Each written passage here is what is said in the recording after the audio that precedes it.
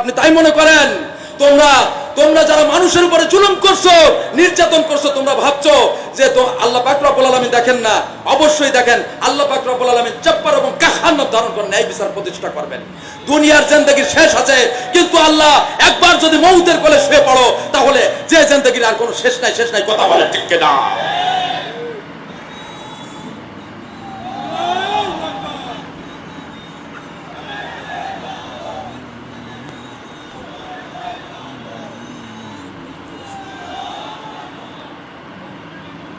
আলহামদুলিল্লাহ, আলহামদুলিল্লাহ। আপনারা একটু শান্ত হন। আমি আপনাদের প্রতি অনেক খুশি, কিন্তু হুজুরকে নিয়ে আসেন, আমার আলোচনা শেষ। এখন হুজুর আসুন।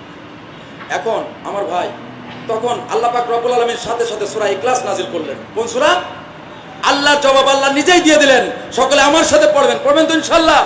লস নেই, পড়বেন? আচ্ছা পড়েন। বিসমিল্লাহির রাহমানির রাহিম। কুল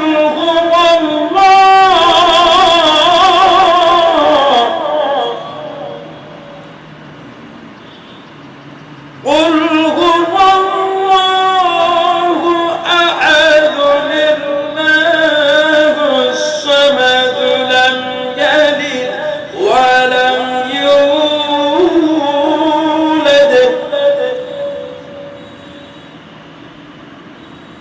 লাম ইয়ালিদ ওয়া লাম ইউলাদ ওয়া লাম ইয়াকুল লাহু কুফুওয়ান আহাদ।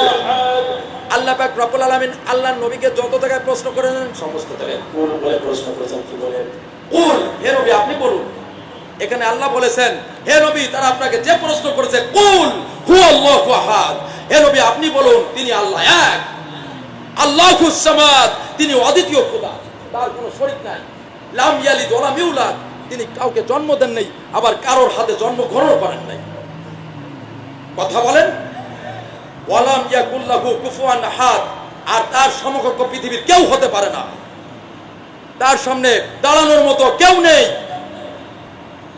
আজকে কথা ইসপিয়া মানে নিজের মুখের জবান, আমরা আল্লাহর সামনে যেন বিয়াদবি না হয়ে যায়।